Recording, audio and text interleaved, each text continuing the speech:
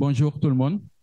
Donc, nous allons continuer nos travaux. Rassurez-vous, c'est la dernière ligne droite. Donc, on va patienter encore quelques minutes et puis ce sera terminé. Mais avant qu'on ne démarre cette session, je voudrais donner la parole à Alice Desclos pour quelques informations. Alice, vous avez la parole. Merci.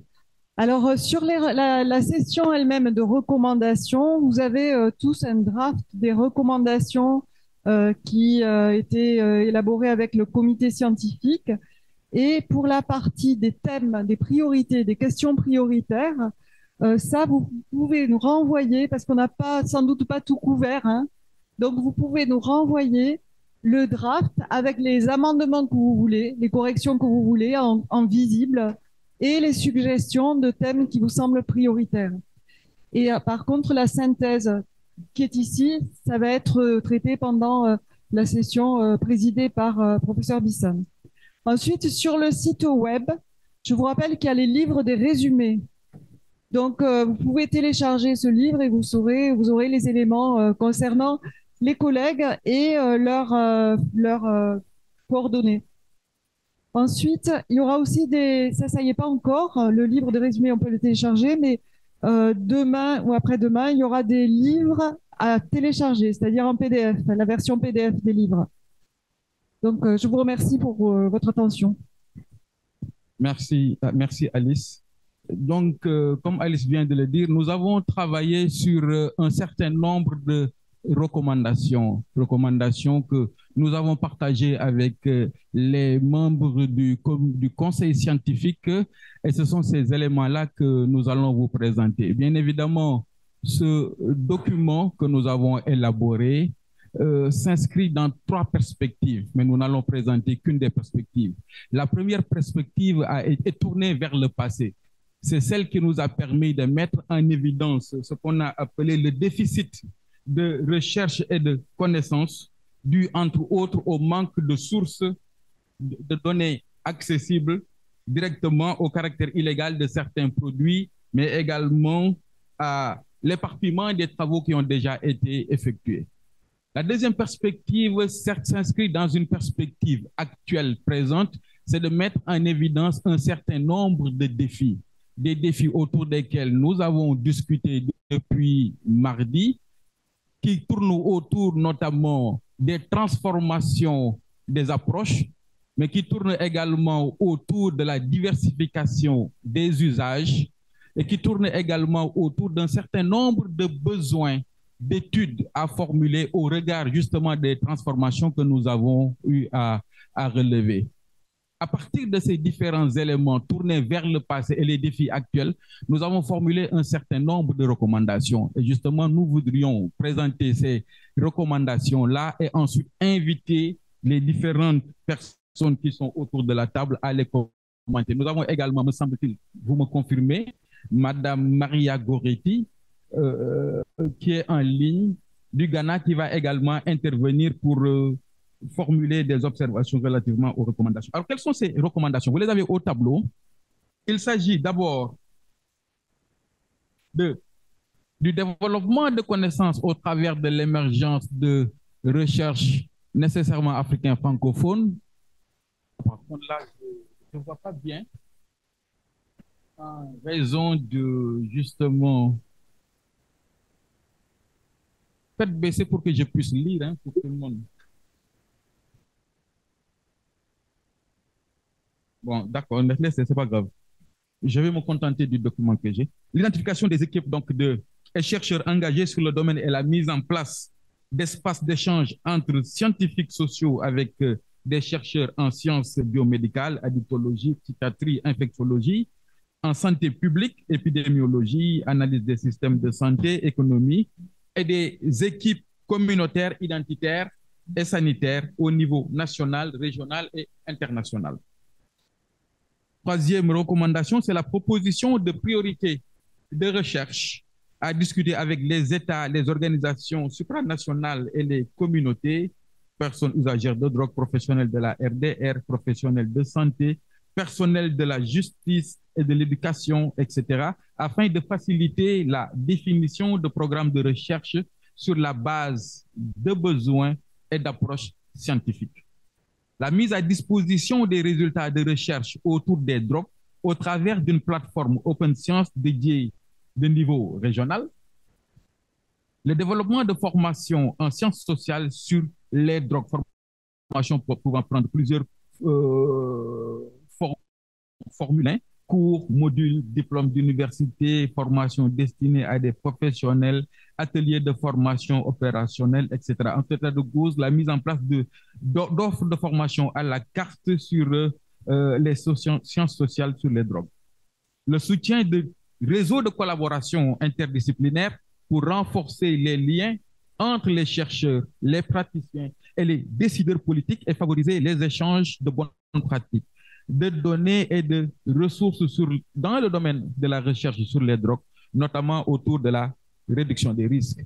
Et enfin, la prise en compte des connaissances scientifiques dans la définition des politiques publiques au travers d'appels à projets de recherche au niveau national, en articulation notamment avec les ministères de la Recherche et de la Santé, ou en interministériel et au niveau international, en rapport avec les bailleurs de la recherche et les réseaux scientifiques internationaux, notamment pour la conduite de recherche multisite et comparative dans des pays francophones et anglophones. Donc, vous avez là une série de recommandations qui sont formulées à l'attention de nous-mêmes, mais aussi à l'attention d'autres acteurs du système de prise en charge des usagers de drogue, également à l'attention des décideurs politiques. Et donc, je voudrais donner la parole aux collègues qui sont autour de la table pour réagir par rapport à ces recommandations, s'il y a lieu également en formuler d'autres. J'inviterai Mohamed Diop, s'il est dans la salle. Il n'est pas dans la salle. À Mohamed à prendre bonne note des potentielles recommandations complémentaires qui pourraient être formulées. Nous avons autour de la table M. Oumar Ba de l'association Sauver ma santé, le docteur Albert Gauthier Ndion, donc du RECIDAF, co-organisateur de ce colloque, du docteur Clétus Adon-Rinzin de l'OAS, et nous aurons en ligne Madame Goretti Loglo de l'IDPC. Sans plus tarder, je donne la parole à M. Oumar Ba. Vous avez 5 minutes. Merci beaucoup, professeur. Bonjour à toutes et à tous. Permettez-moi d'abord de remercier les organisateurs de ce colloque et le réseau scientifique RECIDAF pour cette belle rencontre qui nous a permis d'échanger sur beaucoup de points. En termes de recommandations, je vais être très bref. En tant qu'acteur communautaire et président de l'association Sauver ma santé. Pour nous, nous avons émis des recommandations à notre niveau. Et ces recommandations, c'est d'abord l'implication des communautaires à tous les niveaux, même dans l'élaboration des recommandations. Et la mise à disposition des acteurs, les résultats de recherche autour des drogues à travers la diffusion auprès des communautés. Pour la bonne et simple raison, nous déroulerons des activités et nous sommes associés à des recherches. Et dès qu'on a des données, on n'aura pas un retour sur les résultats exploités lors des recherches. Et ensuite, le renforcement de capacité des communautaires pour qu'on puisse développer notre propre recherche sur certains sujets qui touchent les consommateurs de drogue. Et je remercie M. Albert Gauthier Ndion, professeur Alice, Dr Rose André Faye, d'avoir porté le choix sur ma modeste personne. Et sur ce, je vous remercie. Merci beaucoup. Merci beaucoup, M. Ba, pour ces recommandations très pertinentes qui, en fait, mettent l'accent sur la nécessité de mieux associer, en fait, les communautaires dans nos activités de recherche et de partager avec vous, bien évidemment, l'exploitation que nous faisons des données auxquelles vous participez à la collecte. Je voudrais donner la parole au docteur John pour son intervention. Merci beaucoup, professeur. Donc, je vais enlever ma casquette de babatier pour porter ma casquette d'anthropologue et vous faire quelques commentaires en fait sur les recommandations finales. D'un point de vue anthropologique, ces recommandations témoignent d'une volonté affirmée de combler les déficits criants de connaissances contextualisées sur les réalités liées aux drogues dans l'espace francophone africain. Les recommandations soulignent la nécessité d'ancrer la production de savoir dans une démarche interdisciplinaire et participative, associant étroitement chercheurs, professionnels, décideurs, mais aussi les principaux acteurs et communautés concernées. Donc cette approche par le bas répond à un impératif anthropologique fondamental. Appréhender les phénomènes dans leur complexité vécue à travers le prisme des représentations, des normes et pratiques locales.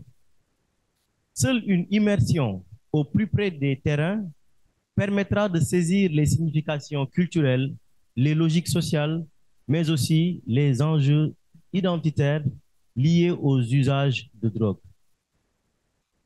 L'accent est également mis dans ces recommandations sur le dialogue entre savoir scientifique et savoir expérientiel.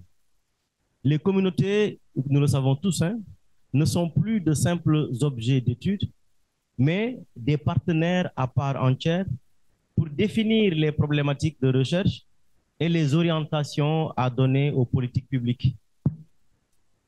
On perçoit ainsi la volonté de décloisonner les frontières traditionnelles entre disciplines académiques et entre sphères d'expertise pour finalement favoriser des fertilisations croisées et une vision écologique des drogues dépassant les approches strictement sanitaires et sécuritaires. In fine, ces recommandations ambitionnent de constituer un véritable écosystème de la connaissance collaboratif et ouvert où pourront se déployer des programmes de recherche-action articulant rigueur scientifique et pertinence sociale dans le respect des principes éthiques et des réalités locales. Je vous remercie. Merci beaucoup. Merci beaucoup, Dr. John, coordonnateur du RECITAF. Je donne la parole au Dr. Clétus Adouinzin, qui va peut-être intervenir en tant que potentiel bailleur, en tout cas au nom des partenaires. Merci beaucoup, professeur. Vous savez, hein, je ne vais pas être ici seul. Hein. Je l'ai dit, je devais être ici avec mon directeur général et avec le professeur Sommier. Et quand ils m'ont dit, Clétus, c'est toi qui représente l'institution, je savais quelle était ma responsabilité. Et donc, je peux vous assurer que je suis là pour passer le message et le vrai message. On se sent quand même très interpellé en tant qu'instrument régional pour l'intégration post-africaine. Et c'est ça la CEDEAO, c'est ça l'organisation post-africaine. Et je pense que c'est le moment pour nous d'assumer cette responsabilité-là, qui est la nôtre, celle de coordonner les politiques au niveau de notre sous-région et d'harmoniser tout ce qui est programme. C'est pour ça que nous avons été créés il y a quand même un moment, en 1987. Quand je regarde un peu la forme des recommandations, je pense que ces recommandations-là, quand même, reflètent les thématiques qui ont été discutées depuis avant-hier et hier et aujourd'hui. J'ai eu le plaisir de participer à un panel où on a parlé un peu des thématiques prioritaires et je les vois quand même alliés à travers ces recommandations-là. Donc, dans la forme, je pense que elles sont magnifiques. Il manque une petite touche. Je pense que la touche science juridique. Parce que quand quelqu'un qui est agi du droit va tuer quelqu'un, il faut qu'il soit défendu. Et il faut aussi un magistrat qui connaît ce dossier. Et donc, je pense que c'est des gens qu'il ne faut pas qu'on néglige dans notre approche qu'on veut globale, pour que tout le monde soit autour de la table et que ce sujet-là soit discuté dans sa globalité. Et voilà un peu ce que je peux dire. Maintenant, quand j'ai bien envie de prendre recommandation par recommandation, mais j'ai 5 minutes. Je vais juste vous partager avec vous ce que nous avons comme possibilité dans laquelle nous pouvons inscrire certaines des recommandations ici. La première, c'est que nous sommes en train d'harmoniser les curricula de formation en santé au niveau de 15 pays de notre espace. Ça, c'est pourquoi que quelqu'un qui va avoir doctorat au Bénin doit pouvoir aller exercer sans équivalence au Nigeria, au Ghana, en Sierra Leone. Je regarde, je sais qu'il y a une recommandation qui est relative à la formation. Je pense que c'est une plateforme qui existe déjà pour votre information, dans laquelle on peut inscrire cette recommandation-là. Je ne sais pas comment on va la formuler, mais nous allons rester attentifs à accueillir favorablement cette recommandation-là, au cas où le comité scientifique est intéressé par ça. Il y a quelque chose sur laquelle je vais attirer notre attention. Nous avons 15 enfants, pas que les francophones. Ça, c'est important de savoir. CEDEAO, nous sommes 15, 8 francophones. Bénin, Burkina, Côte d'Ivoire, Niger, Mali, Togo, Sénégal, 5 pays anglophones. Vous avez le Nigeria, le Ghana, le Libéria, la Sierra Leone et le Gambia. Et 2 pays qui parlent le portugais, le Cap-Vert et la Guinée-Bissau. Donc, on ne pense pas à une partie de la famille. C'est difficile. Quand je venais, je disais au DG, je dis quoi là-bas? Parce que les ministres de la Santé qui valident les politiques sont souvent irrités quand il y a une initiative qui exclut une partie de la famille. Donc, il faut vraiment qu'on puisse penser aux autres pays qui ont aussi besoin de ce que nous sommes en train de discuter ici. Je pense que c'est un élément important pour nous de voir dans quelle mesure on peut aller, comme on est en train de le faire, mais savoir qu'à un moment donné, à un moment ou un autre, si on a besoin de l'OAS, on doit pouvoir extendre, comme les anglophones disent, cette initiative-là aux autres membres de notre famille, les anglophones et les lusophones. Nous avons une plateforme que nous appelons le Forum de la CEDEAO des bonnes pratiques, qui est organisée chaque 2 ans, qui est une plateforme d'échange d'expériences où nous accompagnons les pays à d'abord documenter les bonnes pratiques dans le domaine santé et social. Je pense qu'on n'en a pas fait assez. Pour les addictions et la drogue, on n'en a pas fait assez. Mais moi, je pense que, étant membre de ce comité-là, on peut déjà prendre des engagements pour voir dans quelle mesure le forum en préparation pour probablement l'année prochaine puisse inclure en grande partie la thématique liée à l'usage de la drogue. Et donc, comme je disais, nous accompagnons nos pays à documenter les pratiques qui sont appelées les bonnes pratiques. D'abord, ils vont savoir les identifier et les documenter. Et on organise une réunion de 4 à 5 jours où nous invitons tous nos pays, toutes les organisations qui travaillent dans le domaine social et le domaine de la santé pour venir maintenant exposer ces bonnes pratiques-là dans la perspective qu'il y ait un pays ou un autre pays qui disent oui, moi, cette pratique-là nous intéresse dans tel domaine, nous voulons le dupliquer chez nous, ou nous voulons le répliquer chez nous, ou il y a même des pays qui ont des pratiques qui ne sont pas mises à échelle, nous on les accompagne à les mettre à échelle. Donc, je pense que c'est quelque chose, je réfléchis depuis avant-hier pour dire, OK, on peut également orienter ce que nous sommes en train de faire dans ce sens-là, et nous serons heureux d'accueillir une partie des chercheurs dans cette plateforme-là qui existe depuis une dizaine d'années et qui est financée par un certain nombre de partenaires. Voilà un peu ce que je peux dire pour le moment. Et une fois encore, vous dis la volonté et la détermination du directeur général de l'Organisation ouest-africaine de la santé d'accompagner cette initiative-là. Et nous pensons qu'il y a de la place pour faire mieux, pour accompagner davantage cette initiative. Je vous remercie. Merci beaucoup, docteur. Merci pour cette lecture critique des recommandations, mais également merci pour la disponibilité de votre organisation à nous accompagner. Rassurez-vous, hein, nous n'avons pas oublié nos 2 autres frères, le frère anglophone et le frère lusophone. Nous avions par exemple invité un collègue du Ghana pour venir justement nous parler de l'expérience ghanéenne, parce que le Ghana a également changé sa législation et met en œuvre des politiques de réduction des risques. Malheureusement, il n'a pas pu faire le déplacement, mais heureusement, nous avons en ligne justement Madame Maria Goretti, qui est ghanéenne et donc qui va également réagir à ces recommandations. Maria, Thank you very much. Thank you. You have the floor. Thank you. Please apologize. My French is very poor, and so I want to make my intervention in English, but I'll go on a very low pace so that whosoever has to do the summary can do so for us. So I want to use this opportunity to thank the organizers of the conference for inviting us to contribute to this vital discourse, especially to make our intervention from the perspective of IDPC in terms of the recommendation. First of all, we as IDPC welcome the calls for more research, including community-led and implementation research, as well as pushing for open access to articles of this nature.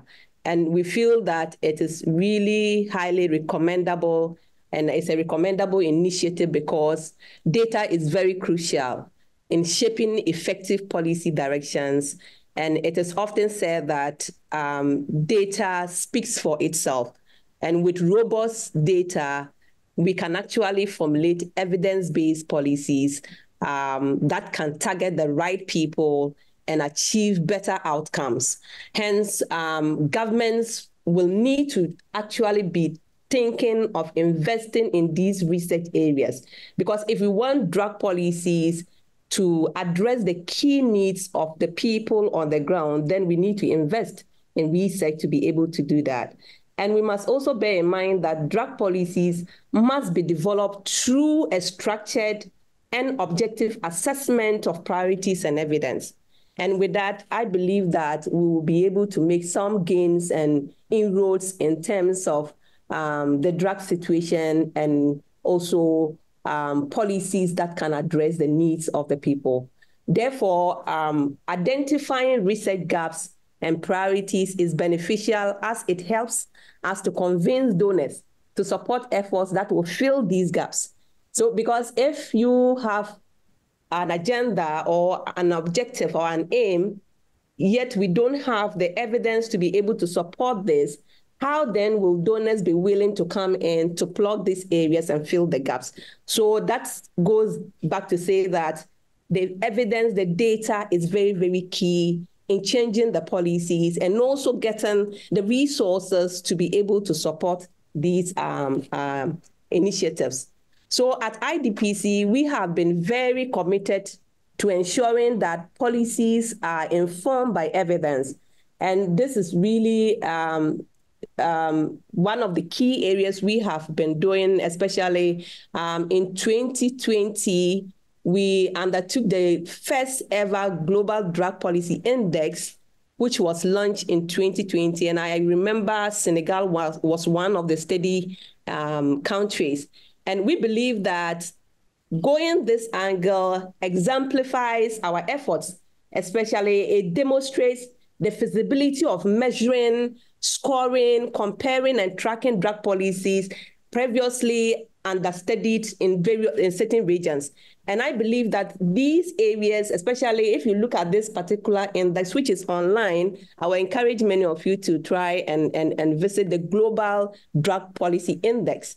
And it's try to measure key metrics within the UN conversations around drug policy over time. Across these priorities, we also believe that we need to consider how we can better disseminate these academic works or non-academic evidence that have been gathered over time. How do we ensure that research on drug policies is accurately converted in the various spaces for it to be utilized? How do we get this to the front of politicians and social leaders, as well as the media, to be able to get that attention? So we need to begin to look at how to translate these into practical guidance, briefings, and translating this into laws and policies. And these are very crucial questions that we must address to ensure that valuable evidence is effectively utilized. Finally, I want to say that we at IDPC are really very eager to to collaborate in the future, especially with works within the Francophone countries. And I must say that we do have Francophone countries representatives within our network, but we still will need more. We are inviting more Francophone countries to be part of the IDPC network. And we believe that translating this issues and evidence into content will really help us to be able to do that. And we are very proud to offer a lot of the work we've been doing around research, where we try as much as possible to translate this in the Francophone language for people to be able to utilize these resources.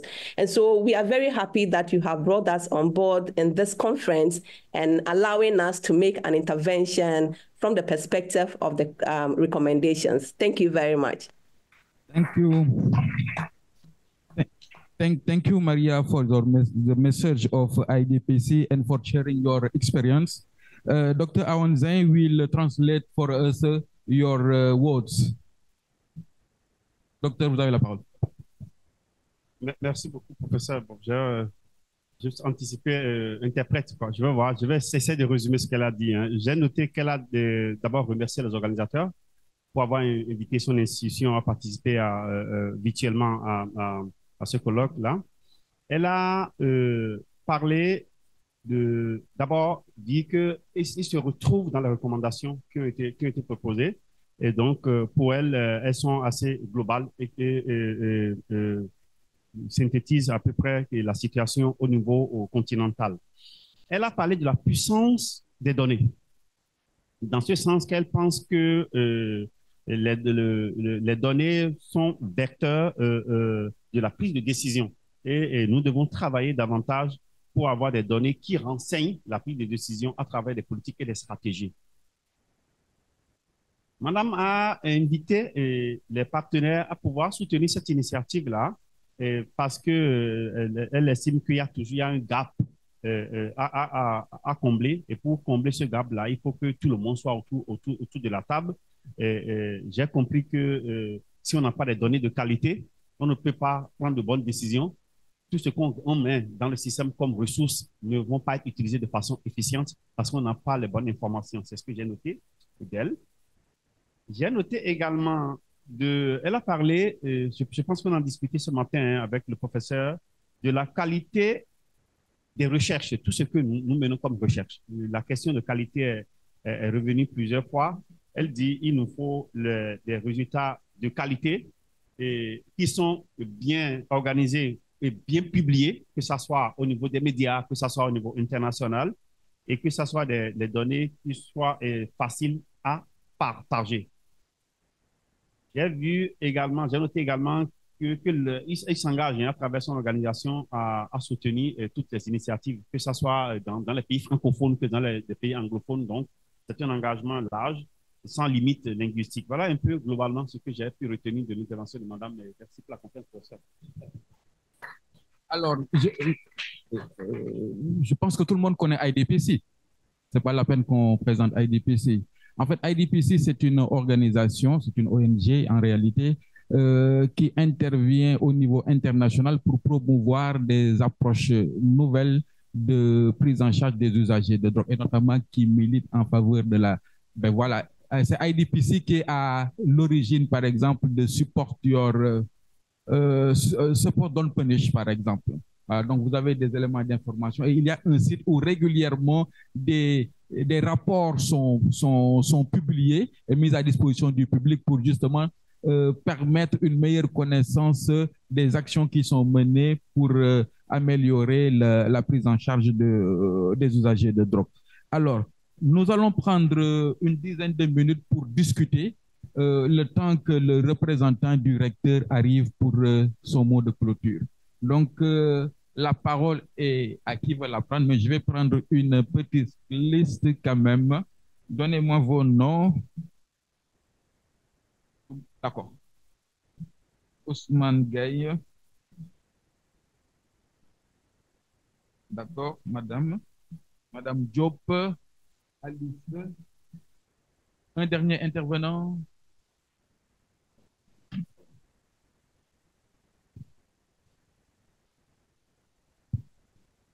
On commence par Après, à la fin. D'accord, ok, allez-y. D'abord, Monsieur Ousmane Gaye. Ok. Merci et bonsoir tout le monde. En 30 secondes. Bien sûr. Moi, je voudrais juste très rapidement soutenir la bonne recommandation de M. Oumar par rapport à la formation en recherche communautaire. Je voudrais seulement vous dire que parmi les médiateurs au Sénégal, il y en a qui ont plus de 60 ans révolus. Certains ont même presque 70 ans, 68 ans. Et je pense qu'à un moment donné, ils seront obligés d'arrêter ce travail de terrain et de laisser les plus jeunes émerger. Mais amener en retraite ces médiateurs-là, ce serait un véritable gâchis au regard de toute l'expérience acquise. D'où la pertinence de les former en chercheurs communautaires, mais pas seulement les former, mais les accompagner et les inclure comme investigateurs dans des projets de recherche. Je vous remercie. Merci Ousmane. Parole à Madame Diop. Merci, Monsieur le Président. Moi, je pense que c'est juste une suggestion, voire une recommandation. Quand Marie est intervenue, je pense qu'elle allait parler de ça, mais peut-être elle a parlé de l'IPDC. Mais je pense que nous aussi, on gagnerait. S'il vous plaît.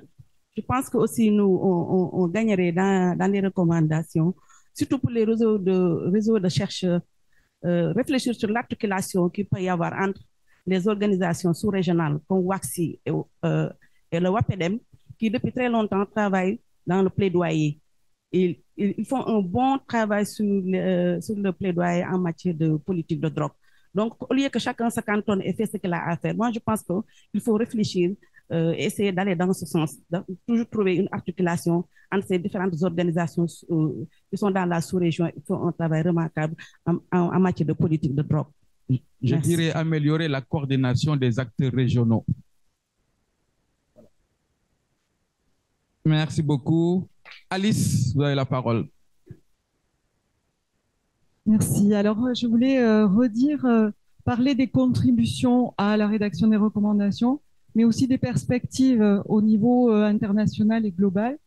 Alors, d'abord en disant qu'en ce moment, il y a un mouvement au niveau de l'Union africaine, puisque à la dernière conférence CND sur les narcotiques, la commission internationale, il y a eu une réunion pour institutionnaliser la commission de la société civile pour les drogues en Afrique. Et c'est un groupe anglophone qui s'est réuni. Le Sénégal était représenté par professeur Idriss Abba et quelques personnes.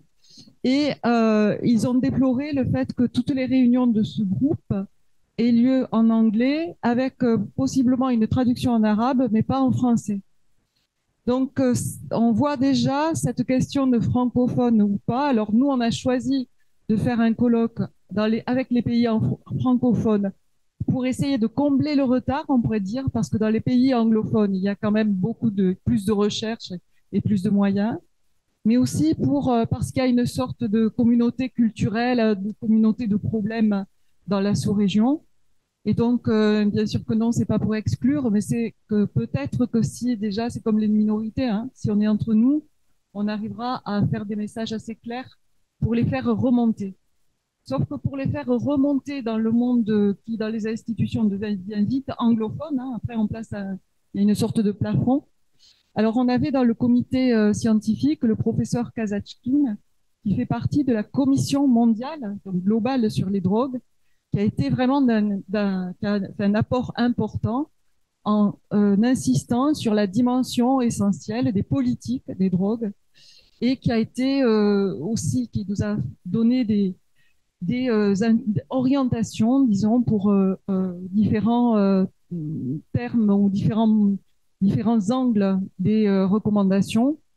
Et comme il devait être absent, en fait, comme il était absent pour le moment du colloque, il a recontacté, il a pris la peine de chercher une autre personne de la commission globale qui pourrait répondre et il s'est tourné vers le représentant de l'Afrique qui est Michel Sidibé.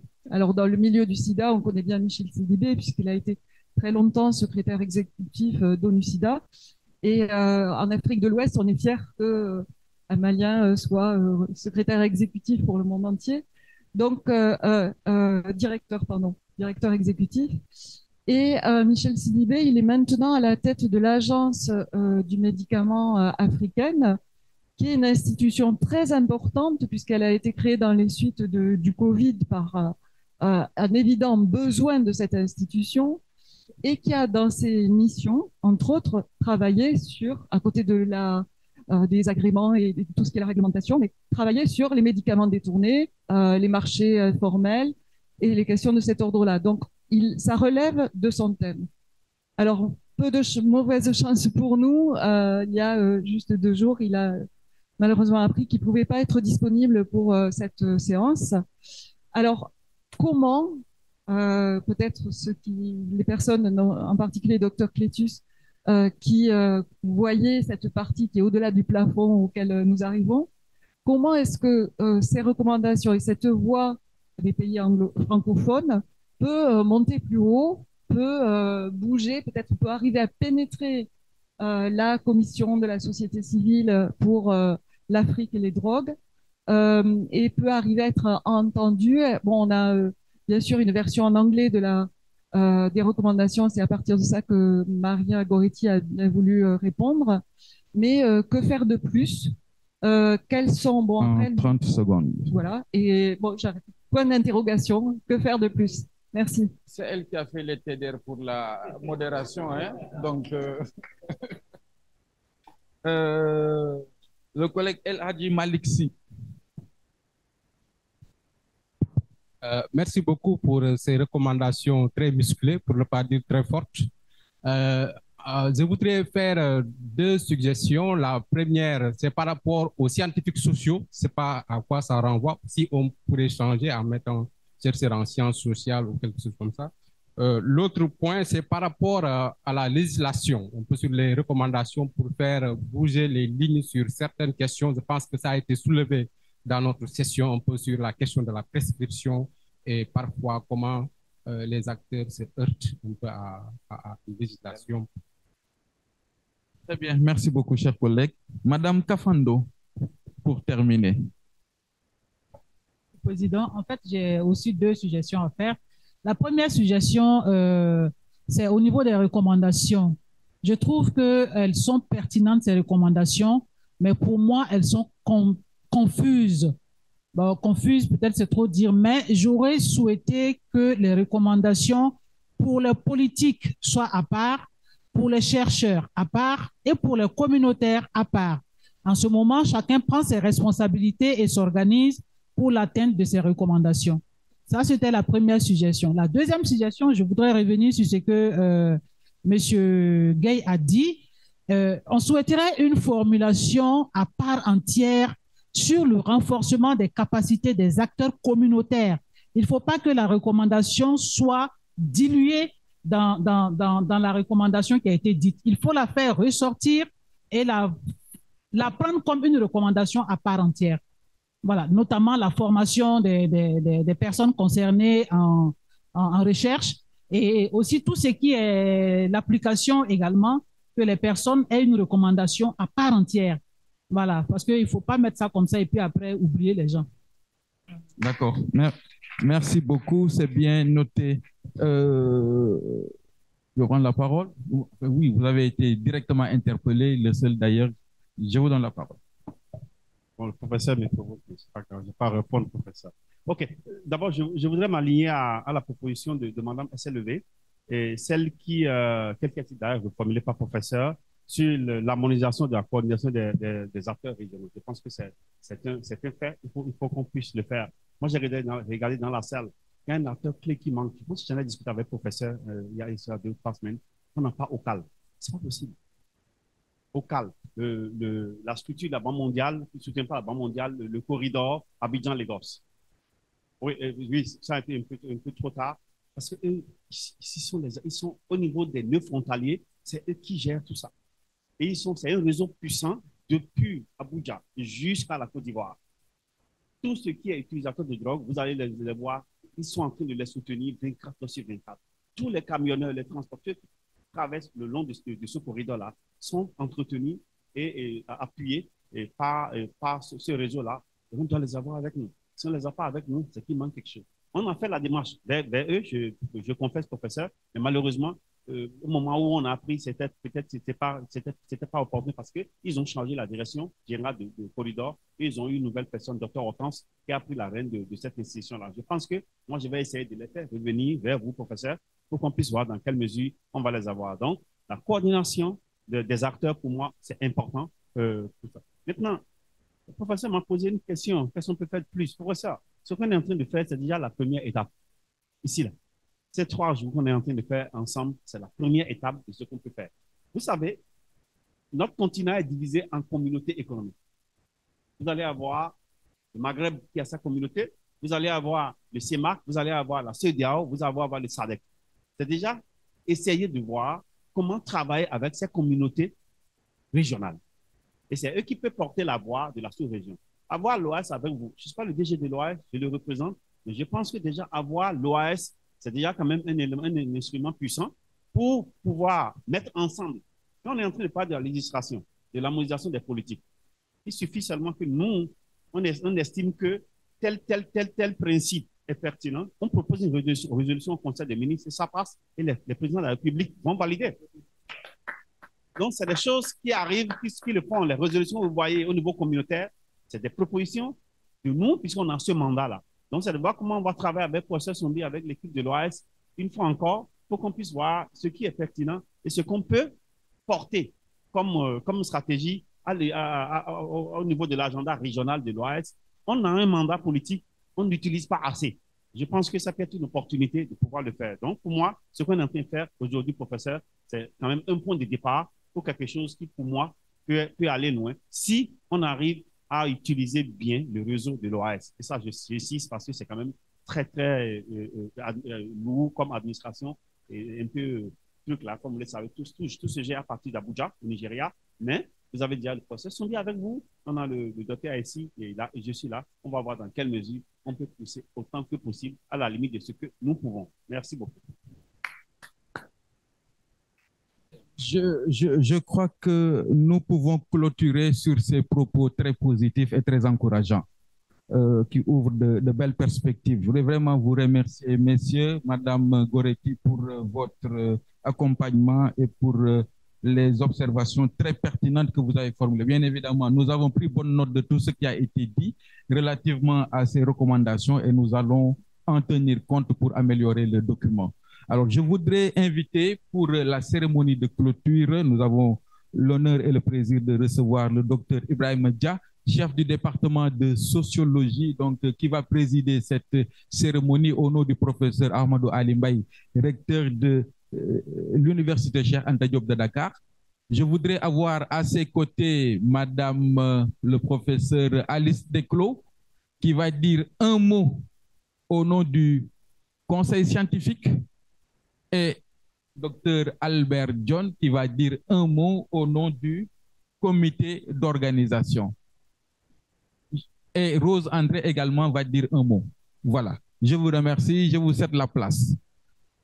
Professeur, merci vraiment de venir nous accompagner et de venir présider cette cérémonie de clôture.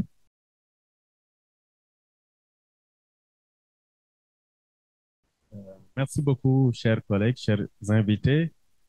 Donc, nous allons donner d'abord la parole à Dr Rose André pour une contribution, certainement une petite synthèse rapide, avant de passer la parole à Dr John, puis à professeur Alice.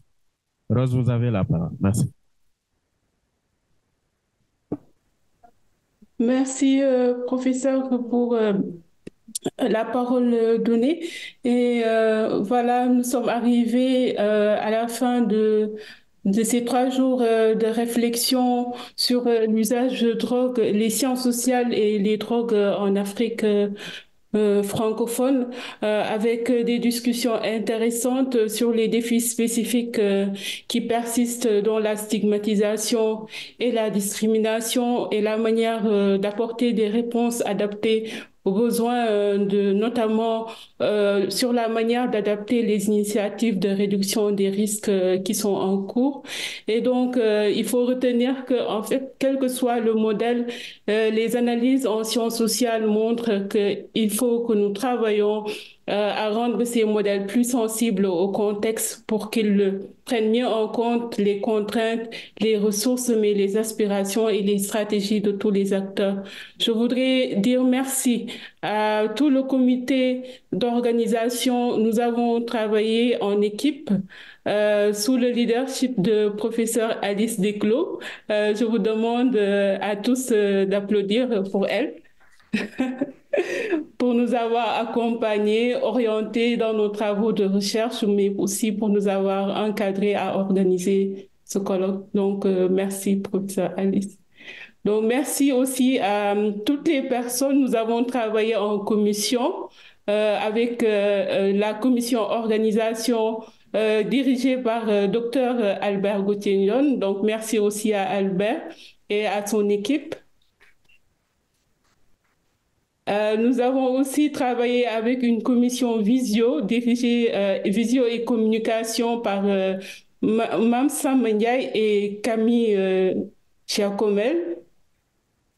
Merci à vous et à votre équipe. Nous avons aussi également travaillé avec une commission budget, avec notamment Mamadou Silla Fofana. Merci à Mamadou Silla et à son équipe.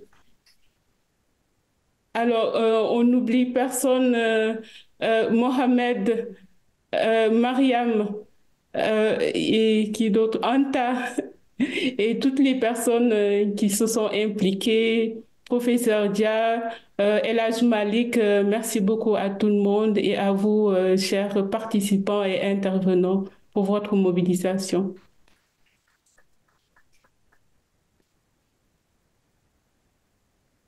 Merci, Dr. Rose. Donc, on va remettre la parole à Dr. Ndione.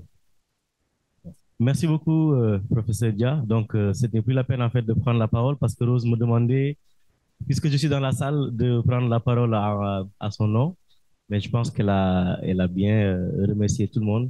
Je vais juste peut-être ajouter le tout petit regret qu'on a eu dans l'organisation de n'avoir pas pu honorer notre promesse de vous distribuer les bonbons stimulants Netflix.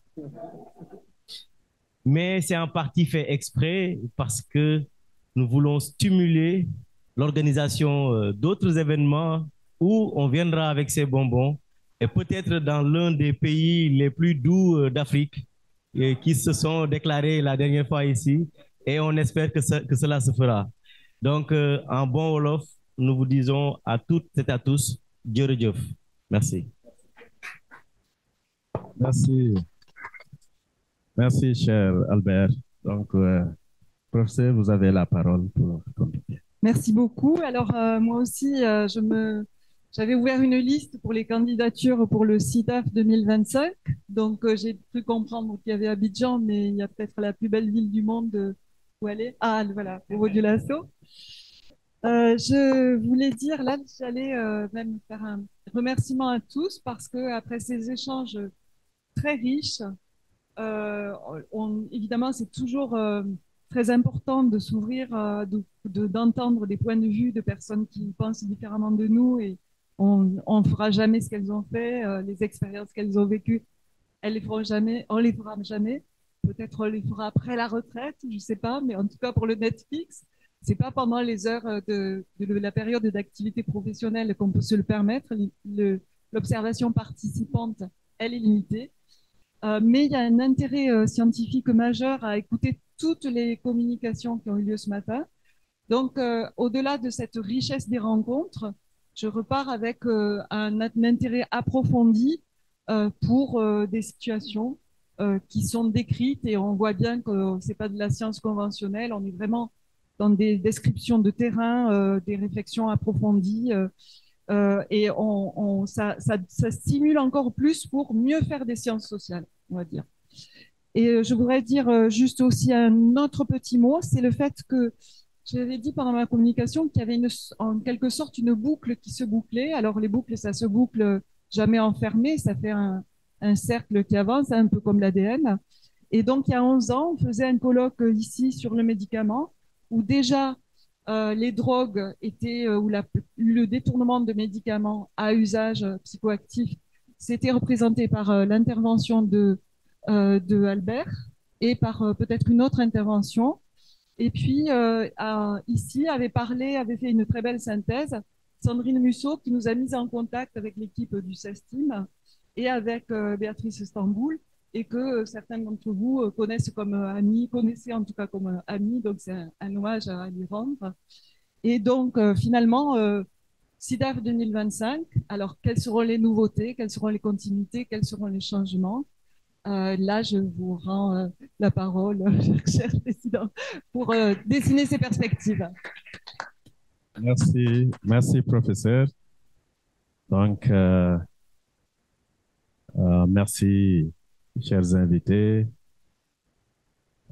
d'être venus assister à ce fameux colloque, cette rencontre vraiment très, très intéressante dont vous nous avez fait l'honneur de la présenter ici au sein de l'Université Cheikh Anta Diop, qui est réputée dans ce type d'événement et qui a aussi beaucoup d'honneur et de plaisir à accueillir ce type de rencontre.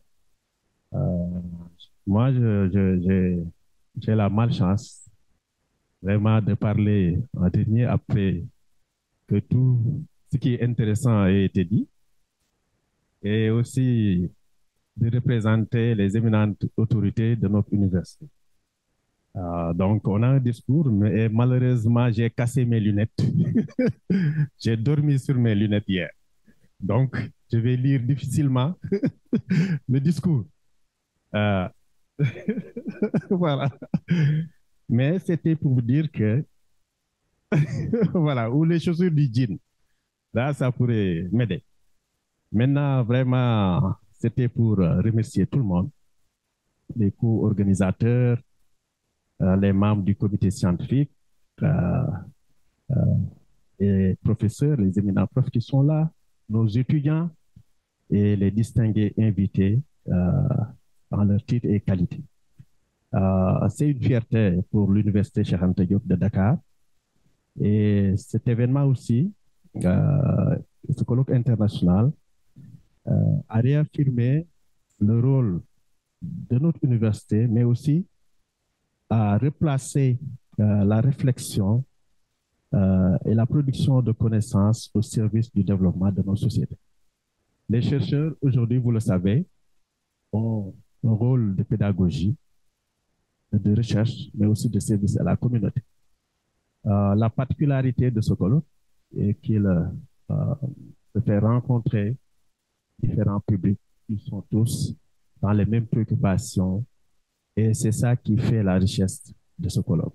On a assisté à beaucoup de colloques, mais la posture que nous avons remarquée ici, les engagements, les attitudes, nous donnent confiance pour l'avenir de cette communauté que Prof. Tidiane a qualifiée hier d'épistémique. Et c'est là où je rejoindrai peut-être Prof. Alice dans ce besoin et ce souci de continuer à travailler ensemble. Je pense que c'est un moment clé de transition parce que nous avons différentes générations de chercheurs, de contributeurs, nous avons différents publics, nous avons différentes parties prenantes qui ont intérêt à continuer à travailler. Je pense que ce qu'on a fait ici, ces 3 jours-là, c'est semer des graines d'espoir.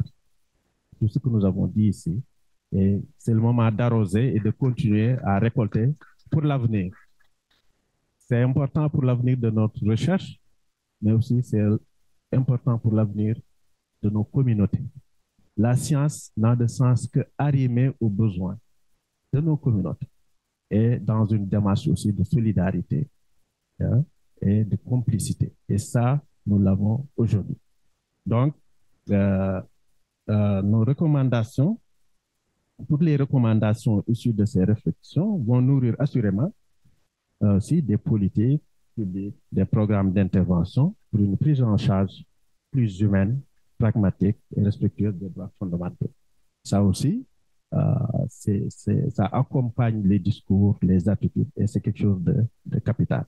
Donc, le réseau des chercheurs en sciences sociales que nous formons, ce doit d'être ce lieu de construction des savoirs ancrés dans les réalités de nos sociétés, capable d'apporter un éclairage empirique et scientifique sur les grands défis qui nous attendent. Donc, nous vous remercions sincèrement pour votre mobilisation, pour vos contributions, mais aussi pour la générosité que vous avez manifestée pendant ces jours et pour le rayonnement de la science et de la connaissance. Donc, c'est sur ces mots-là, qui sont des mots d'espoir, vraiment, et d'engagement, que je déclare close cette rencontre internationale autour des drogues en Afrique. Merci.